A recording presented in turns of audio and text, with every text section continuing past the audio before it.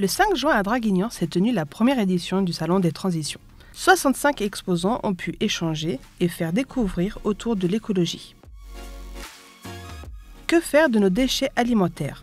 Que l'on soit un particulier ou un professionnel, les alchimistes nous proposent une solution. Notre métier, c'est de créer du compost et d'amender les sols avec ce compost de bonne qualité. On va proposer un service de collecte et de valorisation des déchets alimentaires auprès de tout type de professionnels. Les restes alimentaires générés sur les terres azuréennes retournent sur les terres azuréennes pour produire de nouvelles denrées alimentaires. Véritable fléau pour l'écosystème naturel, le mégot a des répercussions énormes sur la nature. Recyclop sensibilise, gère et valorise ce déchet. Les scolaires, on mène des projets vraiment scolaires sur qu'est-ce que le mégot, qu'est-ce que les déchets, pourquoi il ne faut pas les jeter, pourquoi on les recycle.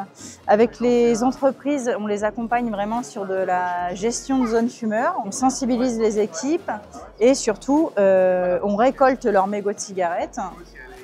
Que l'on stocke nous en interne et ensuite on les envoie dans une entreprise qui les incinère avec d'autres déchets toxiques pour les valoriser ensuite en énergie électrique.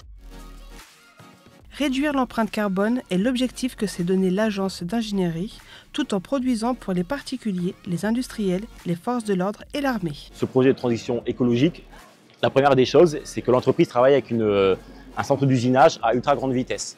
La particularité de cette machine et qu'elle a un refroidissement à l'éthanol, ce qui nous permet de récupérer des déchets propres pour pouvoir faire refondre juste à l'issue de l'usinage. Dans cette optique-là, l'entreprise a aussi acquis un four à fusion permettant de refaire refondre tous ces copeaux d'aluminium ainsi que tous les types de déchets en aluminium.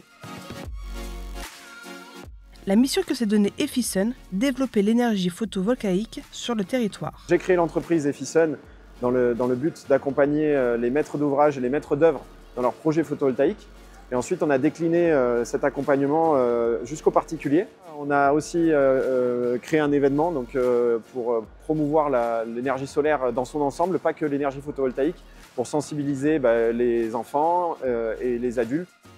La démarche est avant tout de réunir particuliers et professionnels dans la transition écologique pour ensemble trouver une solution.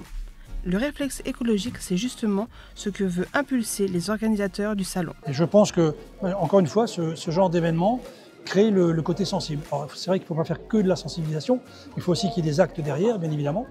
Les collectivités nous aident beaucoup, franchement, donc ça c'est un point très important. Donc voilà, il faut continuer, mais je pense que l'impact au niveau de la population, déjà les élus, eux, sont déjà très concernés, les chefs d'entreprise aussi, la population de plus en plus, et voilà, il faut toujours, de toute façon, toujours avoir espoir que ça fonctionne.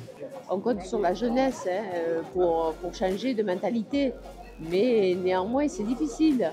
C'est difficile parce que les changements, ils sont financiers. Les gens ne peuvent pas toujours faire tous les travaux qu'ils ont envisagé de faire parce qu'ils sont bridés financièrement.